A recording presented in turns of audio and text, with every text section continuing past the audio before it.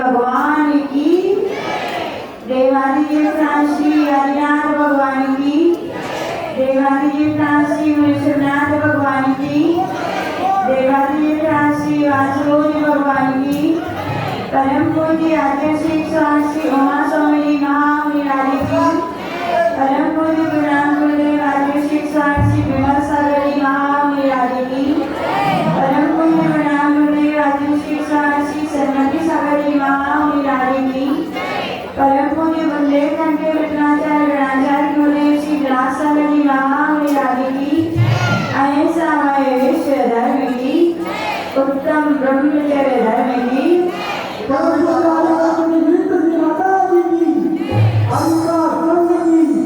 व्यवस्थाएं अपने आप हो जाती है। व्यवस्था पर लोग बैठ जाए।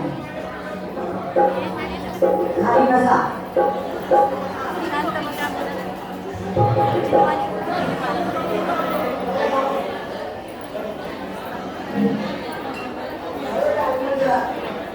ओम शांति। इकडे पहा, यहाँ पर हम सभी का परम सौभाग्य कि 2024 के शाश्वत पर्व पर्युषण पर्व हमारे लिए धर्ममय आनंदमय खुशी से एक धर्म के लिए अपन ने यहाँ पर मनाया और क्रमशः एक धर्म के दिन यहाँ पर हम सभी लोग आचार्य उमा स्वामी महाराज के द्वारा लिखित प्रथम सूत्र तत्वा सूत्र का एक अध्याय का यहाँ पर वाचन सुन रहे हैं। आज यहाँ पर उत्तम ब्रह्मचर्य धर्म का 10वां दिन और यहाँ पर 10वां अध्याय। क्रमशः 1 से लेकर 4 अध्यायों में यहाँ पर आचार्य उमा स्वामी जी महाराज ने जीव तत्व का वर्णन किया। 5वें अध्याय में दूसरे नंबर का तत्व कौन सा है? कौन सा तत्व? दूसरा, थोड़ा जोर से बना। बाकी पीछे 7 तत्वों के नाम याद है? दूसरा तत्व कौन सा है? अजीब तत्व। फिर आचार्य भगवान ने 6वें अध्याय और 7वें अध्याय में आश्रय तत्व का वर्णन किया, 8वें अध्याय में पंद्य तत्व का वर्णन किया और 9वें अध्याय में संवर और निर्जल तत्व का वर्णन किया और अंतिम अध्याय 10वां है, इसमें क्या होगा? किसको होगा? जो पुरुषार्थ करेगा उसके लिए मोक्ष होगा। तो आचार्य भगवान से कोई शिष्य पूछ रहे, भगवान हम भी चाहते हैं कि हमारे लिए किसकी प्राप्ति हो? मोक्ष की प्राप्ति हो, तो हम ऐसा कौन सा पुरुषार्थ करें? तो आचार्य भगवान यहाँ पर प्रथम सूत्र दे रहे हैं, मोहक्षया ज्ञान दर्शना वर्णांतराय क्षयाच केवलम।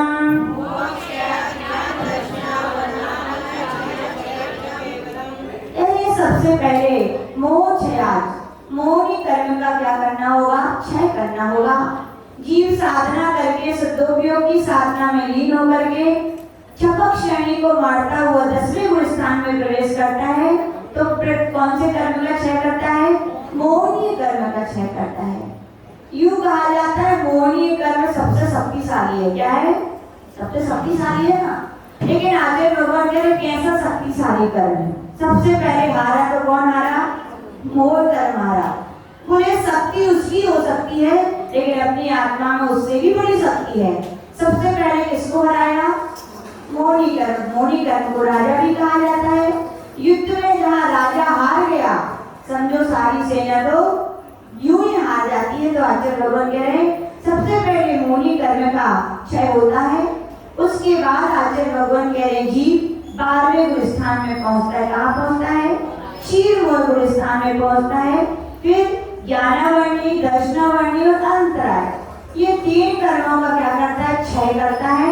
और तुरंत 12वें गुण स्थान में अंतर्मुख रहने के बाद ये 3 कर्मों का क्षय किया और सीधा कौन सा गुण स्थान में पहुंच गया? 13वें गुण स्थान में वहां पर पहुंच जाते हैं और 13वें गुण स्थान में वहां पर उनके लिए केवल ज्ञान की प्राप्ति होती है। किसकी प्राप्ति होती है? केवल ज्ञान की। तीर्थंकर है तो तीर्थंकर केवली कहलाते हैं। सामान्य केवली होते हैं, कुछ अनंत केवली होते हैं, कुछ मूक केवली होते हैं। आप लोग बहुत बात करते हो ना, तो आगे से बोलते थे मत किया करो। क्यों? मान लो अमरावती की इतनी सारी भव्य आत्माएं हैं, दीक्षा लेकर के पुरुषार्थ करे और केवल ज्ञान हो गया किसी को, और ज्यादा बातें की ना तो आपकी दिव्य ध्वनि भी नहीं खेल पाएगी। क्या बनोगे आप? मूक केवली बनोगे, इसलिए कम से कम बोलना चाहिए, ठीक है ना। तो मूक केवली, फिर होते हैं अनुवद्य केवली, जिसका अर्थ होता है एक जीव का मोक्ष हुआ तुरंत शाम को ही उनके लिए केवल ज्ञान की प्राप्ति होती है, ऐसे अनुवद्य कहलाते हैं। और अपने यहाँ भगवान महावीर स्वामी के काल में 3 अनुवद्य केवली हुए। कौन कौन हुए? गौतम गढ़धर, सुधर्माचार्य और जम्बू स्वामी। सुबह एक के लिए मोक्ष हुआ कि शाम को दूसरे के लिए केवल ज्ञान हो गया। फिर होते अंतःकृत केवली, जिन्हें अंतर्मुहूर्त में ही केवल होने के बाद मोक्ष हो जाता है, वे अंतःकृत केवली कहलाते हैं। और एक होते हैं उपसर्ग केवली। क्या होते हैं? जिन्होंने उपसर्ग सह करके केवल ज्ञान प्राप्त किया है। ऐसे 7 प्रकार के केवली भगवान होते हैं। भगवान के लिए जब केवल ज्ञान होता है तो जमीन से 5000 धनुष ऊपर पहुंच जाते हैं। वहां 100 धर्मेंद्र, जैसे यह धर्म सभा लगी है ना, तीर्थंकरों की धर्म सभा का नाम होता है समोशरण। क्या होता है? वहाँ 100 धर्मेंद्र समोशरण की रचना करता है।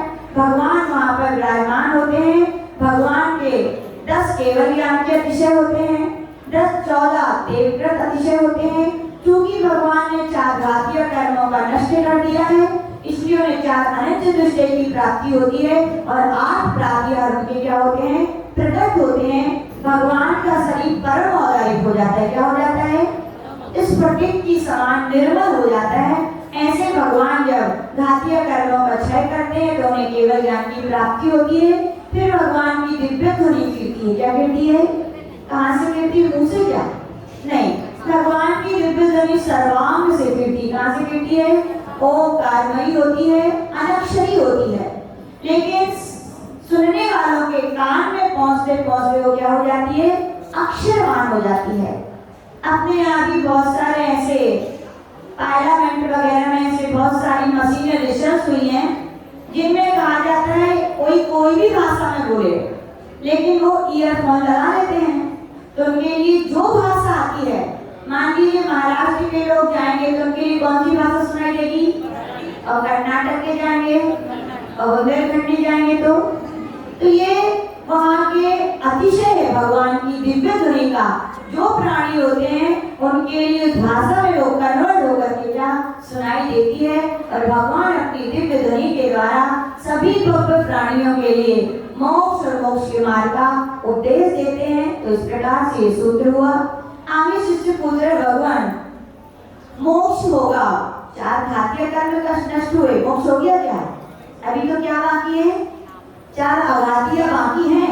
तो शिष्य पूछ रहे भगवान मोक्ष का कारण क्या है? मोक्ष क्या है? तो आचार्य भगवान कह रहे हैं वन्य हेतुभाव निर्जराभ्याम कृष्ण कर्म विप्र मोक्षो मोक्षा।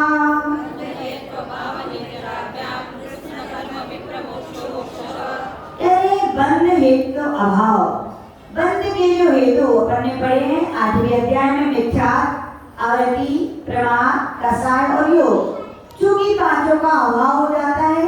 और दूसरा क्या है? निर्जराभ्याम, निर्जरा के द्वारा ज्ञानवान आदि 8 कर्मों का क्या हो जाता है? अत्यंत अभाव हो जाता है। 14वें गुण स्थान में भगवान पहुंच जाते हैं तो वहां पर केवल अ, इ, उ, ऋ, ये हमने बोले तो टाइम लग गया। जितने फास्ट ये 5 लघु ह्रस्व स्वर बोले जाते हैं उतनी देर में तो भगवान कहाँ चले जाते हैं? सिद्धार्थ में पहुंच जाते हैं। और आज बड़ी खुशी की बात है, आज के दिन भगवान बांसपुरी भगवान मंदारगिरी के चंपापुर से क्या हुए थे? मोक्ष पधारे थे। तो उन्होंने क्या किया था? बंध के हेतुओं का अभाव किया था और सारे कर्मों की क्या कर दी थी? निर्जरा कर दी थी। तो उनके लिए किसकी प्राप्ति हुई थी? मोक्ष की प्राप्ति हो गई थी। शिष्य पूछ रहे भगवान मोक्ष जब जाते हैं, आपने दूसरे अध्याय में पढ़ाए थे जीव के असाधारण 5 भाव होते हैं। मोक्ष जाने पर ये सभी भाव रह जाते हैं कि कोई नष्ट हो जाते हैं? तो यह सूत्र में बता रहे हैं औपसमिकादि भव्यत्वानां च। आचार्य भगवान कह रहे औपसमिक भाव का अभाव हो जाता है। फिर आचार्य भगवान कह रहे क्षारोपसमिक भाव का भी अभाव हो जाता है और अधिक भावों का भी अभाव भव्यत्व भगवत। अब भगवान के केवल जीवत्व भाव है, भव्यत्व का भी अभवत्व तो थे ही नहीं, पहले ही अभाव था।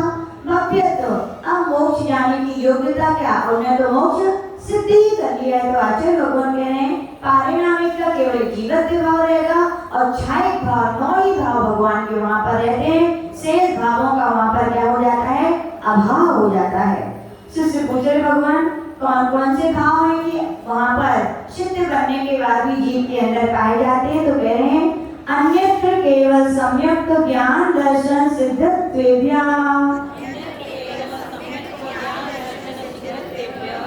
कौन सा, केवल सम्यक, केवल ज्ञान, केवल दर्शन, सिद्ध, इन भावों को छोड़कर अन्य भाव वहां पर नहीं होते हैं। कौन कौन से होते हैं, चाहे सम्यक होता है, चाहे ज्ञान होता है, चाहे दर्शन और सिद्धत्व, यानी भगवान सिद्ध बन गए, सिद्ध पर्याय को प्राप्त कर लिए, सिद्धत्व भाव है। पूज्य आचार्य से पूछा आचार्य कौन से जीव सिद्ध बनते हैं, कोई उनके लक्षण होते हैं क्या? तो आचार्य ने कहा हाँ, लक्षण हम बता सकते, कौन से जीव सिद्ध बनेंगे? बोले जो यहाँ पर यानी मध्य भूमि में मनुष्य पर्याय को पाकर, जैन कुल को पाकर एक साथ हिल मिलकर यदि एक जगह बैठ जाएं, क्या हो जाए? बड़ा मुश्किल है कि नहीं है? एक साथ एक जगह पर सब लोग आके, लेकिन फिर भी अपने भारतीय संस्कृति की, धर्म की ये महिमा है कि धर्म के नाम पर यहाँ भारतीय लोग क्या होते, एक साथ बैठ जाते हैं। तो आचार्य ने बोला था जो लोग बिना तर्क वितर्क किंतु परंतु संकल्प विकल्प एक साथ यहाँ बैठ गए हैं, उन पर विश्वास किया जाता है कि वे सिद्धालय में भी जाकर के एक साथ बैठ जाएंगे। और जो यहीं एक साथ नहीं बैठ पा रहे, तुम किसको तुम्हारा पैर लग रहा, तुम्हारा हाथ लग रहा, अरे भैया कितनी देर बैठना है, 2 5 10 1 ही घंटा बैठ जा। तो आचार्य बोलते हैं जिन्होंने यहाँ एक साथ बैठने का अपना स्वभाव बना लिया है, लक्षण लिया है, वे ही जाकर सिद्धालय में क्या एक साथ, वहाँ कितनी जगह है, जगह तो थोड़ी सी, वहाँ कितनी है, 45 लाख योजन की है, लेकिन बहुत छोटी कहलाती है। जीव कितने जाने वाले मोक्ष, अनंत। इतनी छोटी जगह में अनंत जीव कैसे हुए?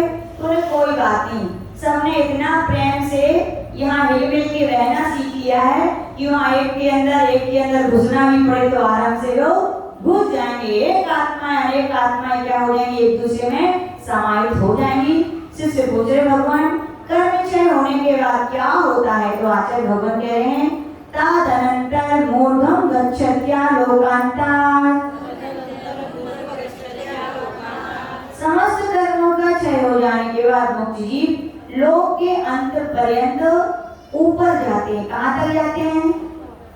जैसे गैस के गुब्बारे देखे आप लोगों ने, यहाँ से छोड़ा जाए तो कहाँ जाके रुक जाएगा? जहाँ तक दीवार है ना, ऐसी है ना। और दीवार यदि नहीं होगी तो और चलता जाएगा, लेकिन कहीं ना कहीं तो रुकेगा ना। तो आचार्य भगवान कह रहे जैसे यहाँ पर हॉल में, मंदिर में एक गैस के गुब्बारे को छोड़ा जाए तो दीवार पर जाकर चिपक जाता है, उसके आगे वो दीवार के कारण नहीं जा पा रहे। ऐसे कहा जाता है जो जीव मुक्त हो जाते हैं वो यहाँ से गमन करते हैं। कितनी देर लगती है उनको सिद्धालय जाने में? बहुत समय है ना, बहुत समय नहीं, एक समय लगता है। कितना समय लगता है? एक समय कितना होता है? एक बार आपकी पलक ऊपर से नीचे की असंख्यात समय हो गए। कितने समय हो गए? और भगवान को तो कितना समय लगना है? एक समय में वे सिद्धालय पहुंच जाते हैं और लोक के अंत में वहां पर जाके क्या हो जाते हैं? विराजमान हो जाते हैं, उसके आगे वे नहीं जाते हैं। ऐसा यहाँ पर कहा गया। शिष्य पूछ रहे भगवान ऊपर ही क्यों जाते हैं? दाएं चले जाएं, बाएं चले जाएं, कहीं भी चले जाएं, ऊपर ही क्यों जाते हैं भगवान? हम लोग की तो मर्जी जहाँ वहां चले जाते हैं। बोले मर्जी नहीं चलती, वहां तो जो आत्मा का स्वभाव है वो काम करता है। तो यहाँ पर सूत्र कह रहे हैं पूर्व प्रयोगाद संगत्वात् बंधच्छेदात् तथा गति परिणामाच्च।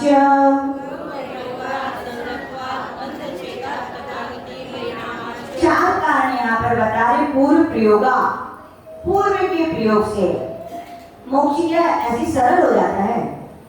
अनंत भावों की भावनाएं काम आती। किसकी आती हैं? अनंत भाव में बार बार भावना भाते हैं, हे भगवान कौन सा दिन है कि हमारा क्या हो जाए, मोक्ष हो जाए। कौन कौन खाना खाते हैं, हाथ ऊपर करें, बहुत कम लोग, लेकिन खा लिया करो भैया, इसमें ना गोली लेनी पड़ती है ना खर्चा करना पड़ता है। खाली अंतरंग अपना मन निर्मल करके जो अपना आत्मा का स्वभाव है उसकी प्राप्ति के लिए दिन में कम से कम 8-10 बार तो सबको भावना भाने भी चाहिए। क्या भाने चाहिए, हे भगवान कौन सा वो दिन आएगा कि हमारे लिए किसकी प्राप्ति होगी, मोक्ष की। कौन कौन भावना भानेगा, हाथ ऊपर कर लो। अरे भी बहुत कष्ट हो रहा है सबके लिए भैया, भाने ना। तो यहाँ पर आचार्य भगवान बोल रहे हैं जिन पापात्माओं ने पूर्व प्रयोगा, पूर्व से बार बार मोक्ष जाने का पुरुषार्थ किया है, ऐसी थोड़ी हो जाता है मोक्ष, बस दीक्षा ले नहीं, दीक्षा लेने के बाद भी बहुत साधना करनी पड़ती है। और ये तो कुछ भी नहीं है, हम लोग का तो प्रारंभ है, अभी तो बहुत बड़ी साधना, बार बार प्रयत्न करते हैं। क्या करते हैं, बच्चे लोग साइकिल चलाते एक बार में सीख जाते हैं क्या, कितने बार गिरते हैं। ऐसे ही मोक्ष मार्ग में भी बार बार प्रयोग करना पड़ता है, बार बार पुरुषार्थ करना पड़ता है। तो उस पुरुषार्थ के कारण बार बार जो भावनाएं भाएंगी कि मुझे कहाँ जाना है, मोक्ष जाना है, इसलिए वो जीव कहाँ चले जाते हैं, इसलिए भावना भानी चाहिए कि नहीं। अरे भा लिया करो भैया लोग, ठीक है ना। दूसरा कह रहे हैं यहाँ पर असंगत्वा, असंग, संग यानी परिग्रह और असंग यानी परिग्रह से रहित। परिग्रह से रहित होने पर, क्योंकि आपको मालूम है भारी चीज कहाँ जाती है, नीचे, और भार रहित कहाँ जाती है, ऊपर। तो आचार्य भगवान कह रहे हैं पहले कर्मों के भार से संसारी थे अपन, तो संसार में थे, लेकिन कर्म छूट गए तो कहाँ पहुंच जाएंगे, सीधे सिद्धालय पहुंच जाते हैं। तीसरा कह रहे हैं बंधन छेड़ा, बंध का अभाव हो जाने से, जो अपन लोग पहले विख्यात अवरति आदि रूप परिणाम करते थे तो नाना कर्म आके हमारी आत्मा में बंध जाते थे। अब वो हमने काम करना बंद कर दिए तो बंध का क्या हो गया है, अभाव हो गया है। और बंध का अभाव जैसे ही होता है तो क्या होगा, कोई बंधा हुआ हो जेल में और छूट जाए तो कहाँ जाएगा, वो अपने घर की होगी तो जाएगा। ऐसी आत्मा थी, वो कर्मों से बनी थी, लेकिन जैसे ही छूटी तो आत्मा का स्थान कहाँ है, सिद्धालय, तो सीधे सिद्धालय जाते हैं। अगला करें गति परिणामाच्य, यानी कि जीव का ऊर्ध्वगमन स्वभाव है। क्या है ये, दृढ़ संज्ञा ग्रंथ जिन्हें पढ़ा वहां पर नेमिचंद महाराज ने 9 वहां पर बातें बताई जीव के विषय में। तो एक का है क्या, ऊर्ध्वगमन स्वभाव। जीव जब भी गमन करेगा तो कहाँ करेगा, वो ऊपर की ओर करेगा। तो ऐसे उदाहरण दिए। शिष्य बोल रहे भगवान ये थ्योरी आती है, मैं समझ में नहीं आई, बोलो प्रैक्टिकल का जमाना है। किसका जमाना है, हाँ तो उदाहरण दो। हम लोग की इतने विद्वान नहीं है आप जैसे, हम लोग बहुत बुद्धू हैं, तो आप उदाहरण दे दो तो बात जल्दी समझ में आ जाएगी। तो कह रहे ठीक है भैया, इतने सरल महाराज थे। कह रहे अविद्य कुलाल चक्रवर्त व्यपगत लेपा लांगो वदेरंड वीज वदग्नि शिखावच्य।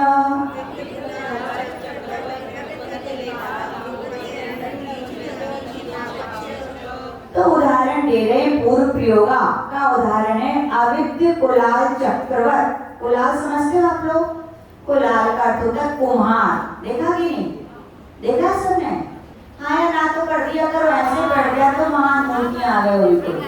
देखा कि नहीं, कहा कुमार, देखा, ठीक है, अच्छी बात है। तो कुमार देखा, कुमार के घड़े बनाते देखा, देखा। तो कैसे होता है, एक बार वो बहुत तेजी से डंडे से घुमा लेता है, फिर दोबारा घुमाता है क्या, फिर तो वो अपने आप घूमता है। साइकिल ऐसी तो होती है, 2-4 पैडल मारो फिर अपने आप वो घूमती रहती है। तो आचार्य भगवान कह रहे हैं जैसे एक बार उसके लिए बहुत बार चलाने से बार बार घूमता रहता है, ऐसे ही अपन भव्य आत्माओं ने बार बार क्या किया था, मोक्ष जाने का पुरुषार्थ किया था। इसलिए वो क्या है, वहां कहाँ पहुंच गए, मोक्ष पहुंच गए। दूसरा उदाहरण दिया था असंगत्वा, हल्के हो जाने से। उदाहरण दिया है यहाँ पर व्यपगत लाम लेपा लांबुवत। फिर कह रहे क्या, लांबू, लांबू समझते हो आप लोग, तुम्बी, तुम्बी जानते हो, तुम्बी, लौकी को क्या बोलते हैं, लौकी, गोल लौकी, घोड़ा, अब वो तुम भी बोलते, क्या बोलते हैं? तुम भी। तुम भी जब पहले के समय में क्या होता था, अब स्विमिंग पूल नहीं थे कि वो बड़े बड़े बच्चों के उस क्या चकेट टाइप के वो ट्यूब बन जाए कि उनसे वो तैरें। पहले के समय के बच्चे स्विमिंग पूल में नहीं तैरते थे। कहाँ तैरते थे? नदियों में। हाँ, अब तो आजकल जाते नहीं होंगे लोग। तो क्या करते थे बच्चे, दूर ना जाए तो क्या करते थे, गोल लौकी को सुखा देते थे और फिर उसको हल्की हो जाती थी, फिर वो आराम से तैरते थे। तो यहाँ उसी तुम्बी का उदाहरण दिया गया है। जैसे तुम्बी में बहुत सारी मिट्टी लेप कर दो और पानी में डाल दो तो क्या होगा, वो नीचे चली जाएगी। लेकिन मिट्टी है, पानी से गल जाएगी, गलेगी तो मिट्टी अलग हो जाएगी, तो तुम्बी क्या हो जाएगा, फिर ऊपर आ जाएगी ना। ऐसी उदाहरण दिया है, जब हमारे ऊपर कर्मों का लेप रहता है तो हम संसार में रहते हैं, और कर्मों का लेप छूट जाता है तो कहाँ चले जाते हैं, सिद्धालय में। फिर कह रहे तीसरा उदाहरण दिया बंद छेदात का, एरंड बीज बत। एरंड का बीज देखा है? एरंड के पेड़ होते हैं, जब कुछ दर्द होता है तो सिकाई के लिए पत्ते लाते हैं वो एरंड का बीज देखा कि नहीं? उसकी फल्ली होती है, क्या होती है, जैसे मटर की फल्ली होती है ऐसी उसकी फल्ली होती है। जब वो एरंड का बीज पक जाता है तो चाहे फल्ली ऐसी हो चाहे ऐसी हो, चाहे ऐसी हो चाहे ऐसी हो, चाहे वैसी कैसी भी टेढ़ी हो, लेकिन जब उसका बीज पक जाती है, वो बीज फूटता है तो कहाँ जाता है बीज? ऐसी भी फल्ली होगी तो भी बीज कहाँ जाएगा? ऊपर ही जाता है। इसलिए आचार्य भगवान कह रहे हैं, जब तक संसार में बंद रहता है तो अपन आजू बाजू कभी मध्य लोक, कभी नरक लोक, कभी स्वर्ग लोक में घूमते हैं, लेकिन जैसे ही बंद का अभाव होता है सीधे कहाँ चले जाते हैं? सिद्धालय। कहाँ? सिद्धालय में। चौथा आचार्य भगवान कह रहे गति परिणामाच, कह रहे अग्नि शिखावच। कभी शिखा देखी है आपने? अब किसी का नाम हो तो मत देखने रहना। शिखा का अर्थ होता है लौ, दीपक की लौ। कभी भी दीपक की अपेक्षा कैंडल, यदि आप लें और कैंडल को चाहे ऊपर करके देखना, चाहे उसको आड़ा करना, चाहे खड़ा करना, कैसे भी करना, लौ कहाँ जाएगी? ऊपर। देखा कि नहीं? ये तो प्रैक्टिकल करके देख लेना, तो अपने घर होगी। तो लो क्या होगी? ऊपर की हो जाती। तो आचार्य भगवान कह रहे हैं जैसे अग्नि का स्वभाव ऊपर की ओर जाना है, ऐसे आचार्य भगवान कह रहे हैं कि ये जीव का भी ऊर्ध्वगमन स्वभाव होता है कि वो कहाँ जाता है? ऊपर की ओर जाता है। तो समझ में आ गया? तो किसको ऊपर चलना है? फिर भी कल से हाथ उठा देना। देखो आचार्य जी बोलते थे भावनाएं भानी चाहिए और स्पेशलिस्ट मिल जाए। साधु संत क्या होते हैं? मोक्ष मार्ग के स्पेशलिस्ट हैं। उनके अंडर में रहकर के भावना भाव के काम करो तो जल्दी सीखोगे, देर से जल्दी। तो एक बार मेरी भावना है, सब लोग अच्छे हाथ उठा के बोले ऊपर हाथ उठा के कि हम भावना बांटे कि हमारा भी क्या हो? मोक्ष हो। उठाओ हाथ ऊपर। चलो हे भगवान, सब अमरावती की भक्तात्माओं का मोक्ष हो जाए, हम भी भावना बांटे। अगले सूत्र में शिष्य पूछ रहे भगवान आपने ऐसा क्यों कहा था कि आत्मा लोक के अंत में जाके रुक जाती है? आकाश तो बहुत बड़ा है आपने कहा था, उसके ऊपर क्यों नहीं चली जाती? हाँ, क्या कारण, क्यों रुक गई वहीं पर? तो उसका रीजन दे रहे हैं, धर्मास्ति काया भावात्। अपन ने 5वें अध्याय में 6 द्रव्य पढ़ी थी, इसमें एक द्रव्य का नाम था धर्म द्रव्य, जो जीव और पुद्गल के चलने में सहायक है। और ये भी पढ़ा था धर्मा धर्मयोग्य सने, वो लोकाकाश के संपूर्ण हिस्से में है और उसके बाहर धर्म द्रव्य नहीं होती है। जब धर्म द्रव्य है ही नहीं तो जीव के चलने में क्या कोई सहायता करने वाला है? नहीं है। तो फिर उसे क्या होता है? आत्माओं को कहाँ रुक जाना पड़ता है? लोक के अंत तक, क्योंकि 6 द्रव्य लोक में ही पाई जाती, लोक के बाहर नहीं पाई जाती हैं। धर्मास्तिकाय द्रव्य का अभाव हो जाने से जितनी भी आत्माएं वो कहाँ रुक जाती हैं? लोक के अंत में जाकर रुक जाती हैं, उसके आगे नहीं जाती हैं। शिष्य पूछ रहे भगवान सब सिद्ध जीव तो ऐसे होते हैं, है ना? सबने कर्मों का नष्ट किया है, उनमें भी कोई अंतर होता है क्या? इससे हमारे अंतर होता है, ये छोटे हैं, बड़े हैं, में ज्ञान कम है, में ये है। सिद्धों में भी क्या ऐसा होता है? तो आचार्य भगवान कह रहे हैं सिद्धों के जानने के कारणों को यदि कहें तो सिद्धों में भी क्या होता है, जानने के विषय में भी उनमें अंतर होता है। तो सूत्र कह रहे हैं यहाँ पर क्षेत्र काल गति लिंग तीर्थ चारित्र प्रत्येक बुद्धि बोधित ज्ञानावगाहनांतर संख्यात बहुत्वता साध्या।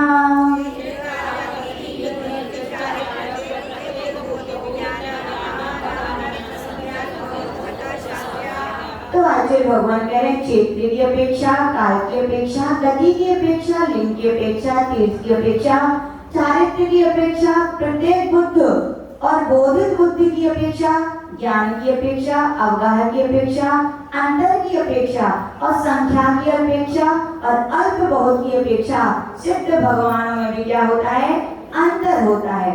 क्षेत्र यानी कि 2.5 द्वीप में कितने क्षेत्र आ जाएंगे, या कहें जम्मू-द्वीप में कौन कौन से क्षेत्र से मोक्ष होता है? कौन कौन सी है? भरत, ऐरावत, विदेह।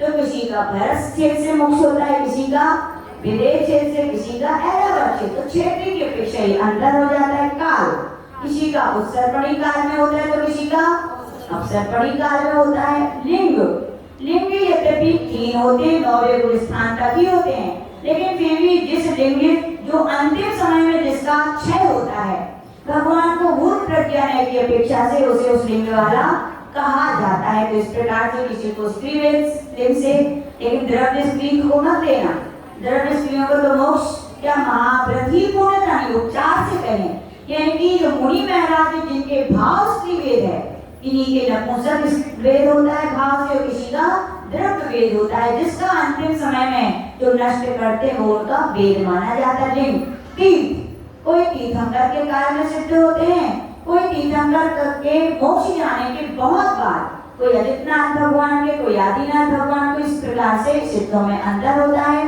चारित्र की अपेक्षा 5 प्रकार के चारित्र होते हैं, कोई एक चारित्र से, कोई 2 चारित्र से, ऐसे अलग अलग विभाग किए जाते हैं। प्रत्येक बुद्ध, कोई स्वयं संसार से विरक्त होकर मोक्ष जाते हैं, कौन होते हैं ऐसे? तीर्थंकर होते हैं, उन्हें कोई गुरु नहीं होते हैं। कोई बोधित बुद्ध होते हैं जिनके कोई संबोधन देता है, जैसे सुकुमार, सुकौशल मुनि महाराज, जिनका भी मोक्ष हो गया, तो क्या है, हम लोग उपदेश से मोक्ष गए। ज्ञान, कोई एक ज्ञान से जाता है, तो कोई भूत प्रज्ञान की अपेक्षा से 2 या 3 ज्ञान से भी उन्हें मोक्ष होता है। अवगाहना, सबसे बड़े यदि सिद्धों की अवगाहना होती है तो कितनी होती है? बाहुबली भगवान कितने ऊंचे थे? 525। तो सिद्धों की सबसे बड़ी अवगाहना हुई तो कितनी होगी? 525। और सबसे कम अवगाहना होगी तो 3.5 हाथ होगी। अंतर एक सिद्ध से दूसरे सिद्ध होने का अंतर जगन्य से 1 समय है, उत्कृष्ट से 8 समय है, और विरह का जगन्य से 1 समय, उत्कृष्ट से 6 समय है। यानी एक जीव को मोक्ष जाने में गैप ज्यादा से ज्यादा पड़ेगा तो कितना पड़ेगा? 6 महीने। उसके बाद नियम से कोई न किसी का मोक्ष होगा।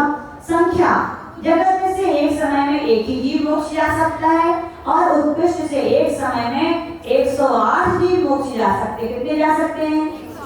पता नहीं अमरावती कितने सारे लोगों ने, भव्य आत्माओं ने भावनाएं भाई हैं, पता नहीं इनमें बैठी 108 जीव एक साथ क्या चले जाएं, मोक्ष चले जाएं। इसलिए भावना भाते रहना चाहिए। अल्प बहुत, सिद्धों में बाहर निवृत्ति की अपेक्षा अल्प बहुत की कल्पना की जाती है। ऐसा कहा जाता है सबसे कम समुद्र से जाते हैं, फिर द्वीपों से जाते हैं, ऐसे उसमें बहुत सारे अल्प, कहाँ से कम कहाँ से ज्यादा जाते हैं। इस प्रकार से हमने यहाँ पर 10वें अध्याय को भी यहाँ पर समाप्त किया। इति तत्व सुनते मोक्षास्त्र 10वां अध्याय। नमो नमः। शुभ। यहाँ पर हमने पूज्य गुरुदेव से जो कुछ सीखा, जो कुछ पाया, वही यहाँ पर देने का प्रयास किया। फिर भी छदमस्त हैं, अल्प बुद्धि हैं, भगवान से, माँ जिनवाणी से, पूज्य गुरुदेव से क्षमा चाहते हैं कि यदि हमारे अज्ञानता के कारण, शिवसम की कमी के कारण कुछ भी हीनता हो गई हो, गलती हो गई हो, तो सब लोग माँ जिनवाणी, पूज्य गुरुदेव और भगवान हमें क्षमा करें। और आप सभी के लिए भी कभी को समझाने में, कुछ प्रमोद भाव में कभी कुछ बोल दिया हो तो मन में ना रखें। जब बोलिए परम पूज्य आचार्य श्री 108 श्री उमा स्वामी जी महामुनि राज की, परम पूज्य आचार्य गुरुदेव श्री राज सागर जी महामुनि राज की।